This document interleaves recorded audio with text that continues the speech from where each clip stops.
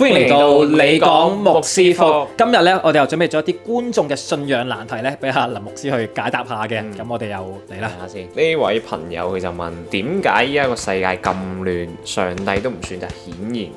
要先定義咩叫亂先。嗱，好簡單，你阿媽咧就成日話：個仔嗰張台咁亂嘅，對你嚟講，你覺得唔亂啊？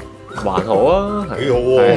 你唔好執齊喎，執齊我揾唔到嘢喎。呢個叫亂中有序。係啦，其實人生咧好多嘅世局咧，我主觀望落覺得亂啫嘛。有係咪真係亂咧？呢個第一。如果個過程裏邊佢要整齊咧，佢可能亂係一個過程嚟嘅喎。亂完就會整有條啦咁樣。我哋好多人類歷史真係咁發生啦，係咪啊？即係革命推翻呢個王朝，跟住咧就有新王朝起嚟，新王朝起嚟咧又會有盛衰，盛衰衰嘅時候，第二個又拱冧佢，又盛衰，咁亂啦。咁耶穌點解仲免現啊？咁樣咁呢個答案好簡單嘅，因為聖經講咧，佢願意人人都得救喎，佢寧願喺亂裏邊咧，俾人有機會去信佢，去得救，因為佢一嚟就大結局噶咯喎，冇得傾噶咯件事，佢寧願加時，因為上帝嘅愛就係咁樣。咁今日再次多謝林牧師咧解答咗呢個信仰嘅難題，歡迎咧大家喺下邊留言啦，可以討論下啦。咁我哋下集見，拜。